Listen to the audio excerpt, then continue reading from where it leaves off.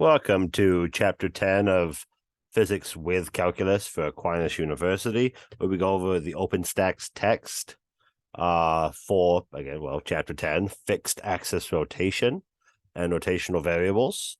As usual, I go through the OpenStax text, and then I also use the accompanying OpenStax produced slideshow in order to... Am I sharing correctly? Yeah, I'm sharing correctly. Um, in order to hopefully give you a little bit more of an understanding of this topic. I do go over some of the questions, but not all of them. I skip a fair amount of the questions.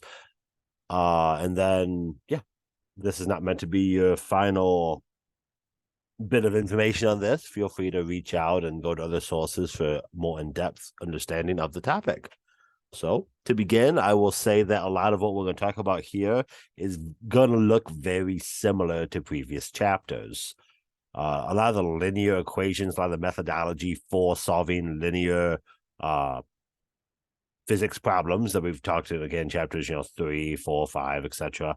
We're going to be doing a lot of the same stuff with different variables. Instead of velocity, it would be angular velocity. Instead of acceleration, rotational acceleration, stuff like that. But if you were good when it was V's and A's and T's, you're going to be good here where it's alphas and omegas and T's. Hopefully, right? Just that practice makes perfect. When we go over the examples, again, I'm going to press upon you the importance of writing stuff down, taking your time, solving it slowly. If you try to rush through this stuff, you're going to get lost because it's going to seem familiar, but your letters and your variables are different. So that all being said, let's talk fixed axis rotation. What do I mean by fixed axis rotation? Well, basically anything that rotates, right? When you picture rotation, you're probably picturing fixed axis rotation. Here we have windmills in Texas. What are they rotating around? A fixed axis. There you go. Wheels on your car, fixed axis rotation. We fix the axis because we don't want to get into moving axes at this point. That's an additional variable we need to overcome. When you're talking about fixed axis rotation, your definitions that we talked about before, like displacement, distance, stuff like that, are altered because you're not moving linearly, you're moving in a circle. This example here explains a bit of what we're talking about here. You don't have a delta x or an xf minus xi like we'd had before. You have some sort of arc length, S, shown there in the red line, that is defined by a radius r from some center point and a theta angle that the radius is moving across. So your arc length is, in fact, again, going around a circle, right? Rotational. Everything in this chapter revolves around the circle. But that being said, an arc length is still a distance covered. Just you need to incorporate the arcing of that length, right? The name makes sense. So when we discuss distance traveled by something around rotating around something, we're discussing arc length, even though we say distance because they are synonymous, just the way you use the mathematics is altered slightly. You can do this stuff, of course, in 3 dimensions as well, XYZ plane. Notice here that the S involved here, the arc length, is a cross product of somewhat theta and some rotation. All 3 of those lines are, of course, perpendicular to each other. So arc lengths in 2 dimensions and 3 dimensions follow the basic same rules of motion in 2 dimensions and 3 dimensions, but instead of an XYZ, we use a theta, an R, and an S. The overarching concept is the same, and we see it practiced out in problems. Again, the stuff will look similar. Don't be dissuaded by it appearing weird. Within that, we can go over well-known concepts that you got to see in the math to really get the math behind. If something's moving, that doesn't necessarily mean that everything's moving at the same that has the same arc length. If you have 2 dots here, V1 and V2, on a disc, for example, that's moving, the inner part's going to be feeling like it's moving slower than the outer part, right? When you're on the merry-go-round, the outside of the merry-go-round, you gotta hold on white knuckle dear life, right? Otherwise you get thrown off the merry-go-round. The inside of the merry-go-round is calm and relaxing. That's what's showing on here. So while they're both V1 and V2, or the dots that are next to the V1 and V2, both those are going to cover similar like radians or similar degrees around the circle. They're both going to feel differently, have different arc lengths as a response, because again, arc length is directly tied to distance from the center, the radius. Even if theta is the same, r being different will result in different arc lengths, which therefore, since arc length essentially is distance, if you're covering different distances, you also have different velocities, right? Because velocity is distance over time, miles per hour, meters per second, stuff like that. And that W there, I keep calling that an omega, and I'm pretty sure I'm wrong, but I haven't bothered to correct myself. That W there is we'll come to see. I think we talked about before in previous chapters, an angular velocity. There's an angular velocity and regular velocity. Well, angular velocity going around a circle. There you go. This also relates to things like gyroscopes and stuff. Pretty fun in that some motion around a axis, again, like a fixed axis for this particular chapter, produces velocities perpendicular to the plane of the rotation. This is how gyroscopes work. This is how tops work, right? I'm sure in science class in high school, they did the bicycle wheel example where you spin the bicycle wheel and then you hold off the string and like keeps its position, right?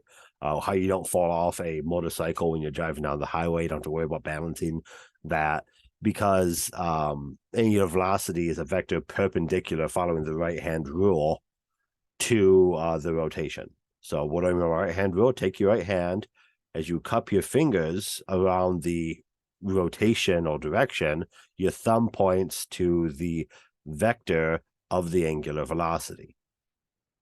So if you're rotating something counterclockwise, right, you roll your fingers counterclockwise, as shown in the image there, your thumb points up, there's a velocity pointing up from that rotation. If you do clockwise, your thumb points down, etc., etc. And that's a definition of where the velocity is being sent, essentially. And this also plays a big part into when we get to electronics, electricity, magnetism, stuff like that. These rules still apply even at that level, which is pretty fascinating, I think. Here is a graph basically going over that idea we talked about before. Each of those three arrows on part A are all perpendicular to each other, which means the velocity is perpendicular. The angular velocity is perpendicular to the instantaneous velocity v and the radius r. Yeah. And then B, the omega is down in the z direction, not like an angle off of the x. So it's kind of hard. B doesn't do a very good job of explaining what you're looking at there. But yeah. Yep. And this again goes over what I just said. The way you rotate something derives the angle, the direction of the velocity, and therefore the direction of the acceleration. Again, if you go back to that example that you saw in high school with the bicycle wheel on like a string or something like that, it didn't necessarily matter which direction the bicycle wheels rotated, because it was still perpendicular. But if your science teacher went that step further and like stood you on a lazy Susan, then you actually notice this result, because when you hold the bicycle wheel one way, you spin a lazy Susan. And if you flip it 180 degrees, you spin the opposite way in the lazy Susan, because the angular velocity was switching. YouTube bicycle wheel lazy Susan, and you'll see plenty of examples of physics bicycle wheel. You'll see plenty of examples of this in motion. And again, we're talking about acceleration and velocity because they're derivatives of each other, right? They're the same thing. So they also follow the right-hand rule. Cool. That all being said, let's go over our first example, 10.2. And again, I always say this in every one of these lectures, I'm skipping over a lot of the in-depth conversation of the equations and stuff like that as I go through this, because I'm expecting you to look in the text and don't just watch this video and think you got it all set and done, right? Go through the textbook. It does a very good job of being thorough with the explanation of the derivations of the equations and how they're used, where the variables come from, etc., etc. So, yep, there's again your equations, of course, limits is changes delta omegas over delta t's. That should look super familiar, right? Because omega is velocity essentially, and alpha is acceleration. So acceleration is your change in velocity over your change in time. That's what we did in like chapter 2 and 3. Just we have different variables because we're doing rotational as opposed to linear displacements. Right, so I did, 10.2. Spinning bicycle wheel. Hey, there we go. Fantastic. A bicycle mechanic mounts a bicycle on the repair stand and starts the rear wheel spinning from rest to a final angular velocity, so it's the low W, the omega, of 250 RPMs in 5 seconds. Given the information, calculate the average angular acceleration in rads per second to go from 0 to 250 RPMs in 5 seconds. And if she hit the brakes, causing the angular acceleration of negative 87.3 rads per second squared, how long will it take the wheel to stop? So this is essentially a velocity problem, right? If this was a car taking off and hitting the brakes and stopping, you'd be able to solve it very easily because you know those equations. There's no difference. There's very little difference in the linear and angular equations, just the letters, the variables, the symbols look different. That's your big change.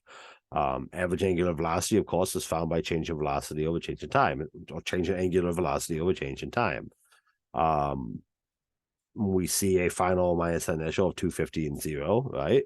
So solving that out will, of course, give us our answer. The acceleration is easy to solve for because we know the velocity, we know the time, so we know how fast it took. But the question asks for your answer in rads per second squared. That's your SI unit of angular rotational blank, right? Is rads per second. So you need to convert revolutions per minute to rads per second. And hopefully you remember your trig, I guess, geometry well enough. Yeah, your geometry well enough to know there's 2 pi radians in a circle, and then there's 60 seconds in a minute. So revolutions per minute using simple unit conversions, 250 revolutions per minute is 26.2 rads per second. Divide that by 5 seconds, you get yourself an average acceleration of 5.24 rads per second. Cool. Pretty straightforward, right? Just as straightforward as I said with the linear, except that you need to know how your equations translate. So if you take that information and you decrease the angular velocity by that 26.2 rads per, sorry, that 87.3 rads per second, as said before, you then divide that out and you find out that it takes about 0.3 seconds to come to that stop, right? It's straightforward stuff. It really is. And it's straightforward, as I said, because you're doing the same stuff you did with the linears. You're following the same basic protocol for solving the questions, except that the symbols look different. Picture of a turbine, okay, rotating clockwise, cool. Chapter 2, the constant angular acceleration problem. Again, these are all connected questions that are worth going through if you need more examples of the conversation. This particular question connects the acceleration and the velocity together, and it's one I don't cover. So if you're going through this and it's things not clicking with you, go through the book, read the text to figure out how these velocities and angles work with each other. Instead of a distance being covered, it's an arc length being covered, or it's a change in theta, change in angle being covered. And those are all related to each other the same way that the linear quantities related to each other, except that they're not linear quantities, so we use different symbols, right? That 10-11 should look very familiar to you if you remember back to your basic kinematics and 2D velocity, 2D motion equations. So yeah, we use these exact same graphs to explain the relationship between velocity and acceleration, displacement, and velocity before, right? So, yep. Here we have examples A and B of uniform, non-uniform circular motion. A uniform circular motion is going to have some sort of centripetal acceleration, things we talked about previously, right? That is perpendicular to the velocity. At any instantaneous velocity, it's going to be perpendicular. But you do not have some sort of tangential acceleration if you are keeping your velocity steady, right? Tangential acceleration would be accelerating out of the curve, for example. If you're going around the corner and you're not accelerating, then you're not accelerating.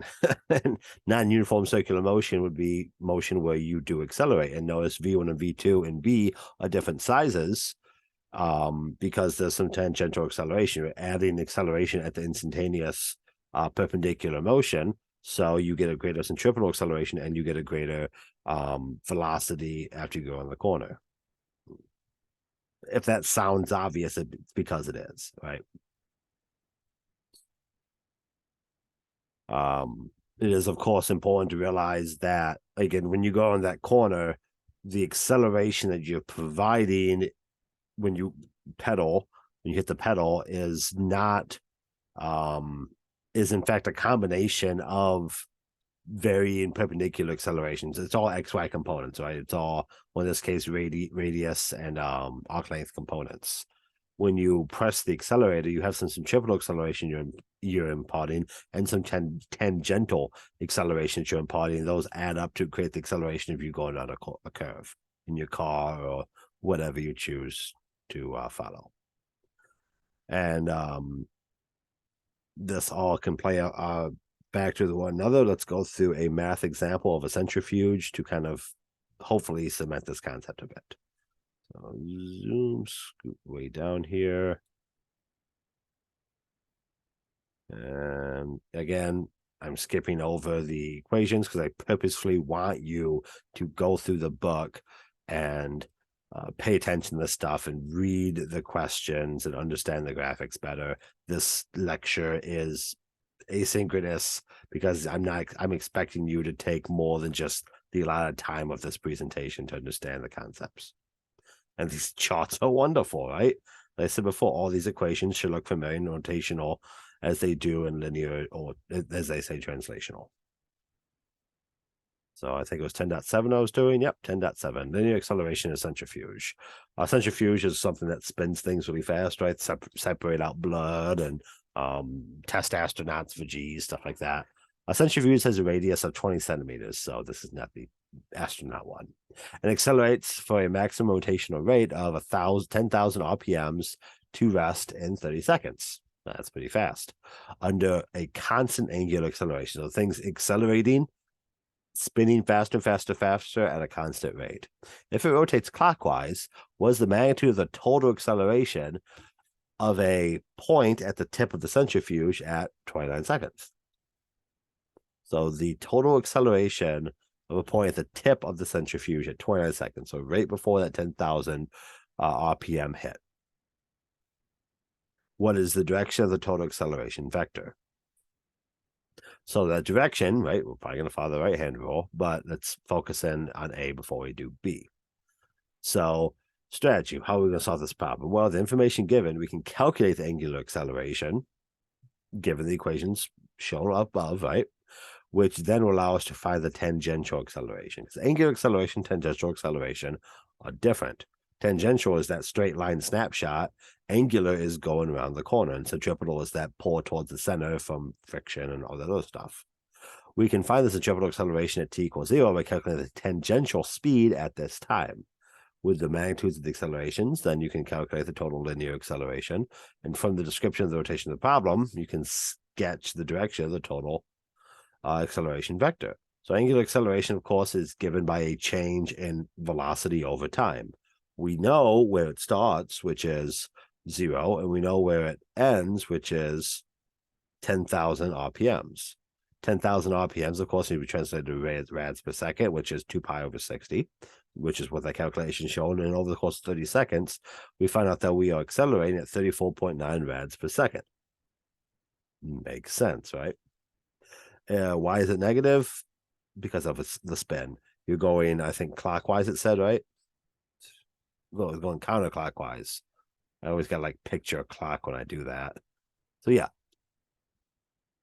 you're going counterclockwise. Oh, so why is that negative? I actually don't.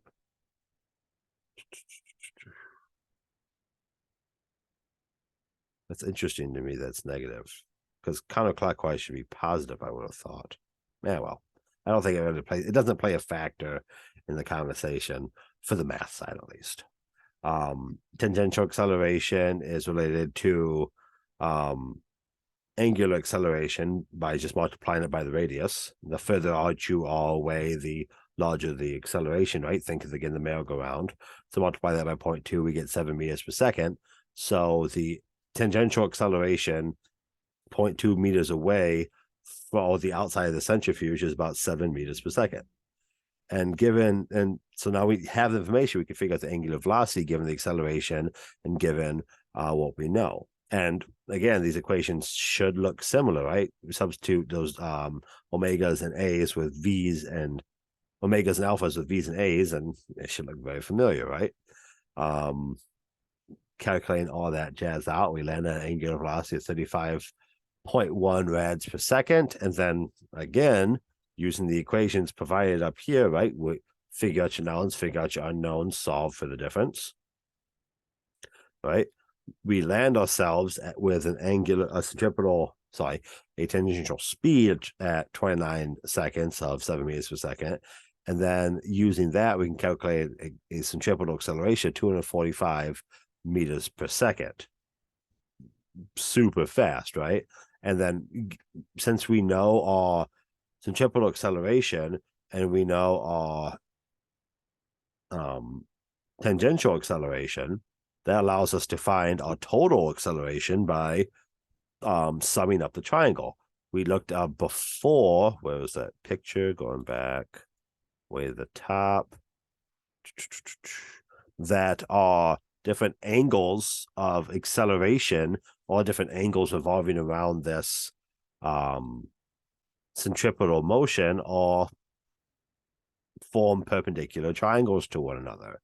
So solving that is just summing the parts, right? Connecting the tip to tail approach of vector addition to find our solution. Where am I? I think I'm here, right? Yeah, 10.7. There we go.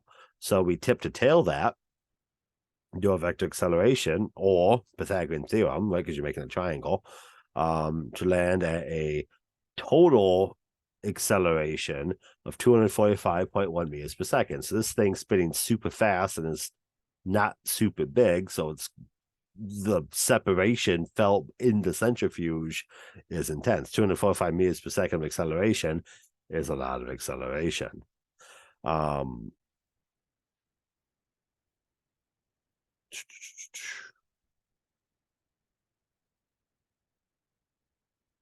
Cool. Why is this negative thing showing up so much? Since the centrifuge of the negative angular acceleration is slowing down, the total acceleration vector is shown, example 10.6. Why is it's not slowing down, though? This question's bothering me a bit. I didn't notice that when I first read it, because I assumed that the direction, the negative was result of the direction. Send me an email or something if you're getting why it's negative. I'm not seeing anything talking about it slowing down. So accelerate. Oh, okay, duh. From a maximum rotational rate to rest. So it's slowing down over the course of 30 seconds. Okay. That's why it's negative, because it's a deceleration. Took me, sorry, I completely skipped that from A when I read it initially. Did not register in my head. So yeah, all accelerations are negative, which is why, which means that they're stopping, right? So that is that conversation. So given the fact that you have a negative acceleration, the angle with respect to the acceleration is given by the tangent of the knowns given to us, so negative 1.6 degrees. Yeah, that's just, you have your triangle, so you can figure out the other parts of your triangle, basically, right? You know your tangential speed, and you know your centripetal accelerations, therefore you can solve for your total acceleration based on the knowns, the equations, and the triangle that it forms. Yeah. Again, I'd like to I can keep stressing this throughout this. You're going to see as we go deeper into different types of physics, the equations that we've established and built up at the start with the translational and the linear velocities and acceleration, those hold very well as we continue through this process. Rotation, of course, is foundational to kind of everything that you do. All the little facets of life, right? Angle grinders and stuff like that. The rotation is what's doing the cutting. Again, here we're going over questions covered in the text that I'm not covering in this particular conversation. What this is referring to is this is a precursor to this slide here, which I'm actually going to go back to the book for a bigger picture of it. There we go. Point of this section of the book is the location of the axis and the geometry of what's spinning plays a role in the math that tells you information about what's going on here. The we haven't really talked about yet much. That refers to the moment of, oh my gosh, I just lost the word. Momentum. There we go. The inertia. There it is. Finally, moment of inertia. I is moment of inertia. We talked about that a bit with kinetic and work energy and stuff like that. And basically, inertia is a descriptor discussing the weight and the distance covered by something. So when you're moving something that has inertia, pretty similar to momentum in use. Essentially, inertia is conserved, and same way momentum is conserved, same way energy is conserved. But when you're dealing with rotation, the shape of the thing plays a big role in, as I said inertia. When we look at these different examples, if you're dealing with, say, a hoop of essentially indiscriminate thickness, like a wire, versus a tube or a cylinder, a coil of wires, right? Those are going to result in just the physical fact that more of the stuff exists along the axis is going to give you more inertia as it spins around. It's going to, be harder to stop and stuff like that. And preview for next class, it's also going to play a factor in, say, the electricity produced by the coil. Where you spin an axis, if you got like a tube, a straw, or something like that, right? How you spin it results in different how you spin something results in different physical properties coming out of the rotation. If you spin a straw long ways versus short ways, one of those is technically easier to do than the other. I guess maybe, amp it up to very large things. It's a lot easier to roll something along one axis than it is to roll something along a different axis. And that's what's going on there. So even though you may have the same shape, spinning it around on its edge like a wind turbine, like the propellers of a prop of a wind turbine, that is different physics than rolling something along the ground, like in shown here, this axis on the left here. Spheres, of course, have their own geometry And then where you're rotating anything really applies a different moment of inertia, and thereby gives you different equations to solve the physics surrounding that rotation. But this stuff all still plays back to ideas of kinetic energy and connecting them to velocities, connecting them to collisions, and all those things all play a factor. And they're different equations kind of going over the same basic concepts that we discussed previously with, again, energy and with momentum and all that jazz. So what does all this mean into it? Let's go over an example, 10.9, talking about, again, those helicopters. There we go. A typical small rescue helicopter has 4 blades on it, as shown in the pictures here. Each is about 4 meters long and has a mass of about 50 kilograms. The blades can be essentially approximated as thin rods for sake of simplicity. They rotate at one end of an axis perpendicular to the length, so helicopter blade. The helicopter has a total loaded mass of 1,000 kilograms. Given the information, can you calculate the rotational kinetic energy in the blades as they rotate 300 meters per second? So how much energy is actually in those blades rotating at that speed? And then can you also calculate the translational kinetic energy, so the up-down, of the helicopter when it flies at 20 meters per second, and compare this to the rotational energy of the blades? So we're dealing with a lot of motion here. We're dealing with special geometry of rotation. So we can knock a few things out of the park here. First of all, since we're dealing with movement and rotation, we can care about kinetic energy. Kinetic energy in rotation has a different equation. Instead of 1/2 mv squared, it's 1/2 I omega squared, where omega essentially is the velocity and the I is essentially the mass, right? The mass that's moving, the impulse of moment, the moment of inertia. There we go. I keep wanting to say impulse, moment of inertia. However, we're given a velocity in rotations per minute. So we, of course, need to convert that to rads per second, because that is our SI unit. And then we are needing a inertia for this mass that's moving around a fixed axis.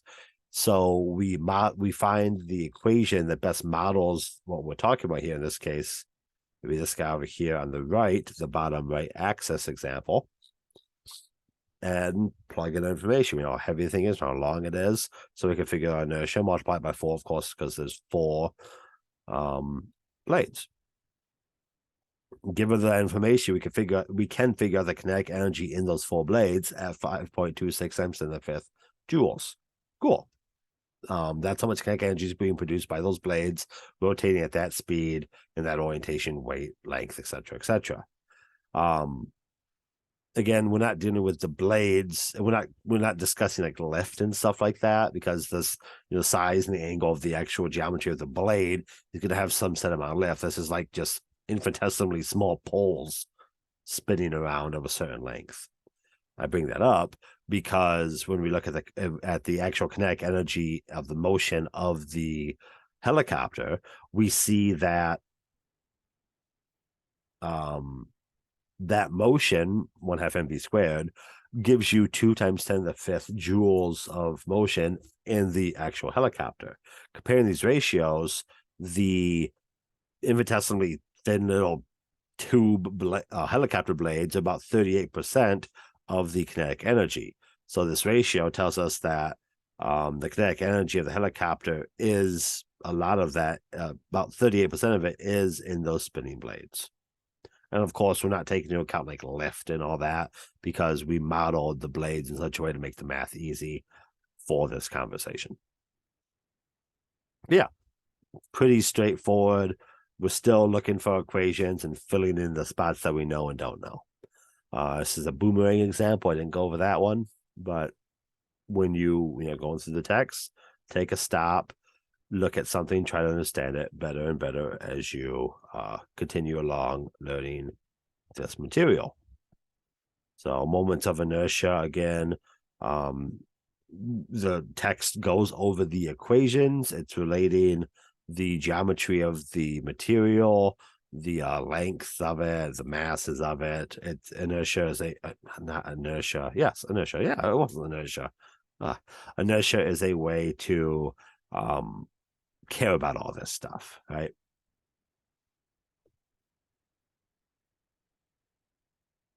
So part of the reason we use ideas like inertia is the same reason we use ideas such as center of gravity, and that it allows you to take an object and calculate out properties based on what's happening without having to care about what the object actually is.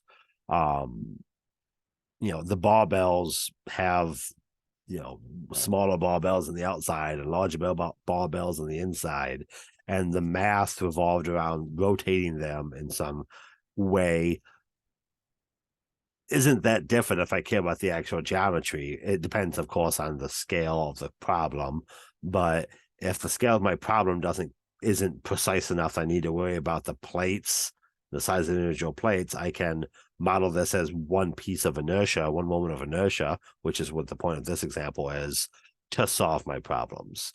Essentially, it makes what you're doing a lot easier to sum along these finite masses to an infinitesimal spot. So that's the point of these examples here.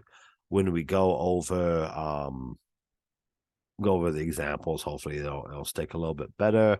But this is something we've been doing continuously throughout this entire class and this entire text, right? I'll give you an example of a dog walking along a path, and then the equation doesn't care about what type of dog it is, right? That's what's going on here. We'll calculate inertia based on very rudimentary understandings of the geometry of the object and stuff like that, and it ends up working and being accurate for what is asked.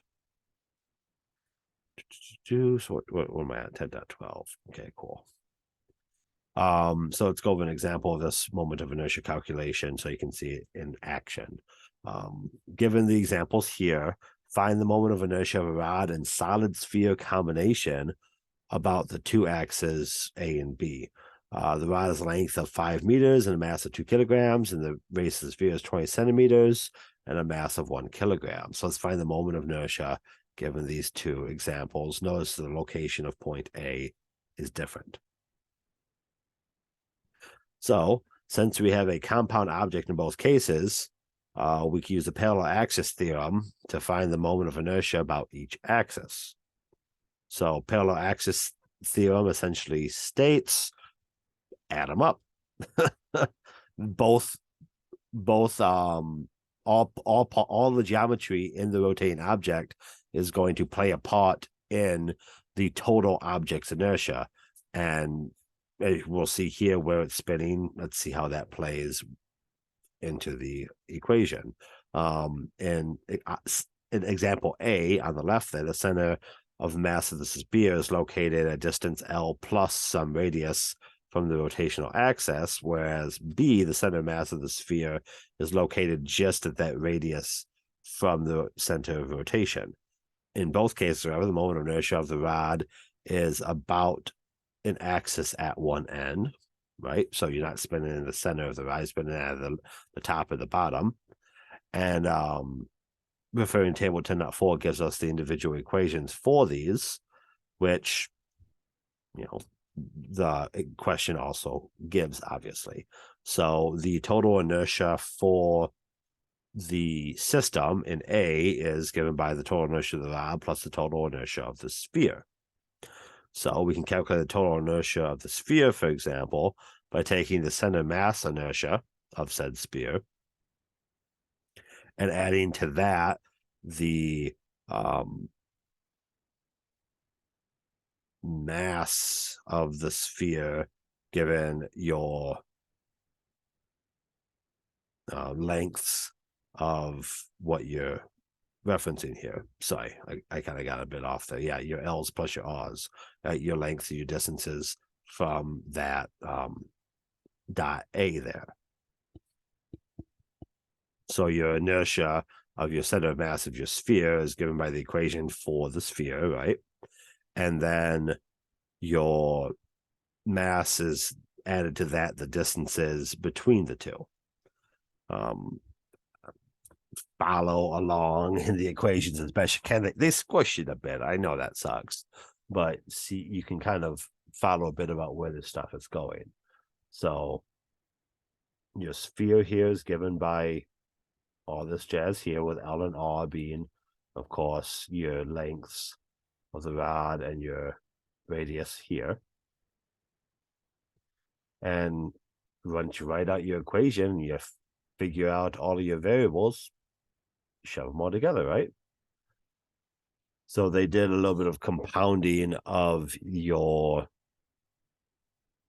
they did a little bit of compounding of the various fractions and stuff like that from the inertia equations here. So you got your 1/3 mass L2, which is shown here for the rod, and then your 2/5 mass R2, which is, right, your sphere at the bottom here, and then the mass of the rod plus the sphere at the end to add up to some total inertia.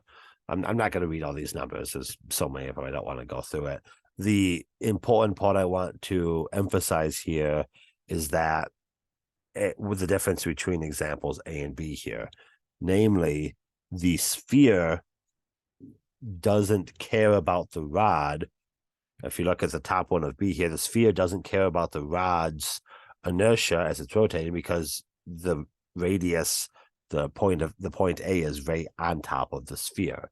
So we're not having to worry about the rod when we discuss the inertia of the sphere.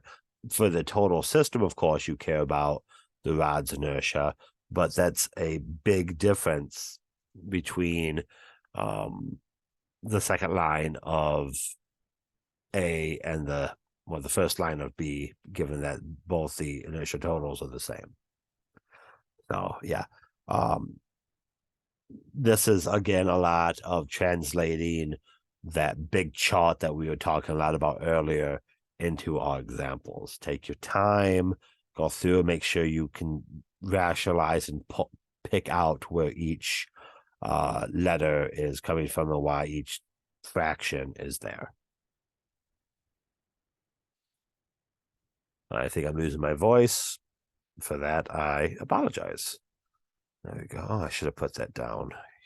But let's adjust that so it makes a bit more sense. There we go. All right. So coming in at the end of the chapter here, let's go a little bit about torque, and then we can go into Newton's second law of motion. So what is torque? Torque is the effort it takes to move something. It's kind of analogous, I think, to work in the sense of the actual physical moving of something, the rotating, and where you apply your force, the different places you apply your force result in different work being done along the rotation. We did talk a bit, I think we talked a bit about torque before, but now we're centering everything on the rotation, not just in the forces being applied, right? Torque again still follows that right-hand rule, where the force of the torque is in reference to how the thing is being rotated around. The example I chose is the Cartesian coordinate system example. Given a whole bunch of different forces, what is the total end result of this torque? And this is, again, kind of a fun one. This question is a bit of a fun one, because when you torque on something, especially when you get to more delicate sciences and stuff like that, engineering applications, you need to care about all the variety of forces being applied to a rotating object. So it's not usually just like one thing when you get into, medicine or engineering, stuff like that. Of course, your net torque is your sum of your torques. I mean, a lot of this stuff is, again, cut and paste from previous linear translational topics, just we're covering it with a smear of rotation. So we're changing some letters around. So given the chart shown here, find the torque due to all that stuff about the origin. So you're spinning the graph essentially, given those 4 resultant points, and then use that result to find the net torque on there. So what's the entire graph doing if you're trying to spin it given those forces? And again, I will notice we got 2 forces moving, we got 3 forces moving to the left, 2 forces up, 1 force down, right? All of this is going to impart some rotation. What is the total net of that rotation? So in order to determine the net rotation, you need to know all the quantities, namely the forces and the directions and said lever arms. How far away are you applying the force from the rotational point, which is the origin? And then once you determine your individuals, you sum them together to get your net. That should sound familiar. Sum all of your components together to find your total net result. So your absolute value of your torque is given by your distance times your force, which we can rewrite as radius force sine theta, or if you prefer, the cross product of the radius and the force, solving out those problems. But most people probably going to do RF sine theta for that conversation. So the torque from the force at 40 newtons in the first quadrant, right here, right, is given by, well, our radius is 4 dots away from the origin. Our force is 40, given by the sine, and our sine is 90 because we're going straight up, 90 degrees. So we got about 160 newton meters of force. But we can take a look at the 20 newton force down here. Pretty similar conversation, right? We're given a negative force because it's going in the negative direction, right? So the positive direction. And land ourselves at 60 newtons, given our angle there. Important concept here is our positive and negative forces come from, you can right-hand rule that stuff, or probably preferable just stick with the math and find out the cross products if you're into or out of the page. Go through this process of third and the fourth. The third and the fourth forces, get your total results, figure out your cross products, determine the sign of the torque, which way is the thing rotating with respect to the angle. You right-hand rule it or cross product, whichever works best for you. Yep. I mean, physically, just take your hand and figure out how you can rotate your fingers to align with those arrows, and is your thumb pointing into the screen or is your thumb pointing out of the screen? There you go. That's positive and negative. And then sum everything together. You land yourself at your end result of 230 newton meters in the positive direction. So the torque is coming out of the screen and towards your face. Cool. If this was for people trying to turn a large bolt, we would be taking the bolt out of the page, right? As opposed to spinning the bolt into the page. Right, righty tighty, lefty loosey. That's the math behind that. Congratulations. And again, that wasn't very difficult once you figured out what you were doing and applied it properly. Many more examples given in the book. Please take the time to go through the text to understand more about this torque and your right-hand rule, cross product, all that jazz. One of the last things we'll talk about is second law of rotation. Again, the stuff should look familiar. Some F equals ma stuff here. Just instead of m, we have, instead of mass, we have inertia. Instead of a, we have rotational acceleration instead of just linear acceleration. That all being said, all this stuff is following very similar equations. They may look different, but the application is, again, rather similar. Excuse me 1 second. I gotta pause this. All right, I'm back. Sorry about that. So yeah, Newton's second law of equals ma. For rotational purposes, you're kind of dealing with the same thing here. Instead of m, you're doing moment of inertia. Instead of a, you're dealing with alpha. But we're still running through the same trend here. 10.16, go through an example of this conversation.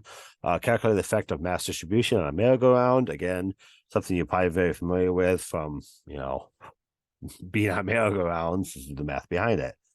So a father is pushing a merry-go-round as shown in the picture. He exerts a force of 250 newtons at the edge of this 50-kilogram merry-go-round, which has a 1.5 meter radius. Very weird looking merry-go-round too.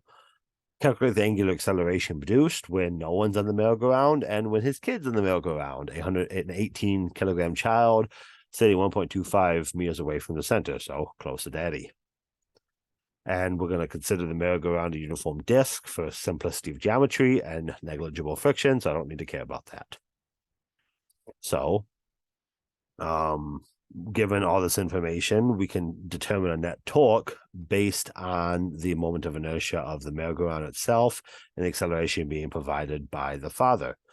To solve for the acceleration, the alpha acceleration, calculate your net torque, which tends to be the same in both cases, and the moment of inertia, which is different depending on the empty or child holding merry-go-round. The moment of inertia of the solid disk, right? The merry-go-round is given by its shape, 1/2 mr squared, m being the mass, r being the radius. Something I alluded to earlier, but there's a lot of different variables that mean the same thing, and one that always sticks me, I always got to double question it, is why does inertia have capitals where everything else has lowercase for these things? I don't know. I'm used to m and r being lowercase. They're capital for inertia. Okay. So the inertia of the disk is given, as I said, by calculating it out based on the equations from that big chart we talked earlier. So to find the net torque, we note the applied force and spin it around likewise. Since the force is in the same direction as the spin, your theta, sine theta ends up being equal to 1. So it's just your distance times your force gives you 275 newtons of torque. And then dividing your torque by your moment of inertia gives you total acceleration 6.6 rads per second. Easy, right? That's how fast the thing is spinning. If we add the child, how do we differentiate that? Well, you got to go back to your reference frame conversation, right? How can we relate these two together? And the simplest way to do that is to consider each one as a separate entity and then add the two together. The child spinning on the merry-go-round really doesn't have any effect on the merry-go-round since we're doing negligible friction and all the other jazz, right? So if we can picture the child spinning around and then picture the merry-go-round spinning around and then sum them together, we have the child plus merry-go-round system spinning around. We already know what the merry-go-round's acceleration based on its inertia and its torque is. So if we spun the child around, given that same inertia and torque, what do we end up at? So that's essentially, as said here, solve that problem, right? Find the total inertia of the child given its distance and its mass. That can be done, right? mr squared for that point mass away, without having a geology here, just having that child be that dot, right? And then we can add those two inertias together, given our initial same torque, because the father is doing the same thing, we land on a smaller velocity. There you go. We just need to find the right equation for the kid. The kid's not a disk, the kid's a point mass, hopefully, and solve it out. These equations are not substantially different from things we've already discussed. They are just different letters, right? Instead of mass, inertia. So you gotta throw additional equation into the conversation. Work and power. It's gonna sound, I'm being a dead horse here. A lot of this stuff looks the same because a lot of this stuff is the same.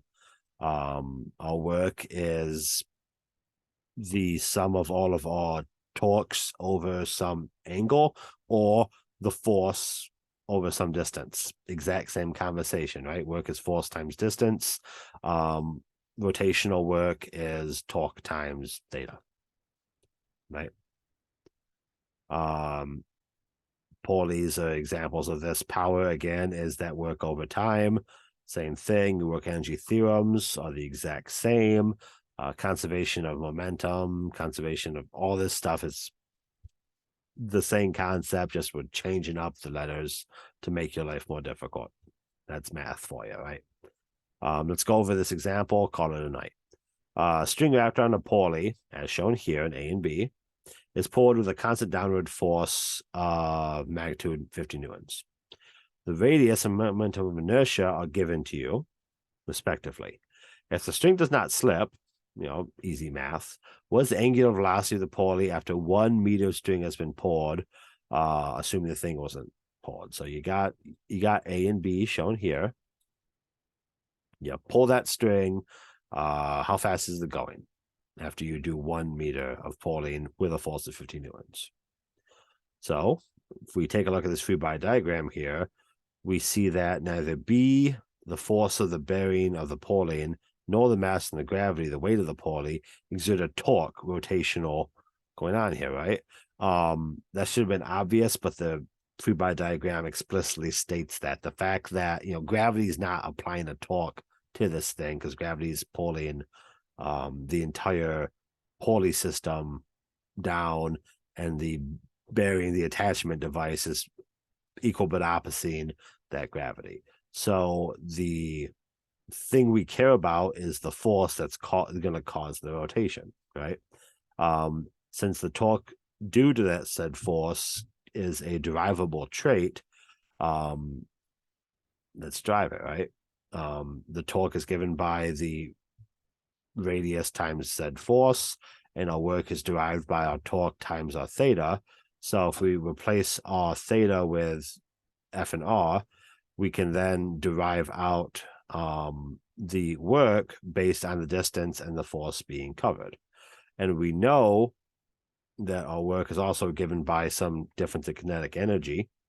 A B and A here. We know it starts at 0, and when you're done moving, you have a kinetic energy based on your inertia and your velocity.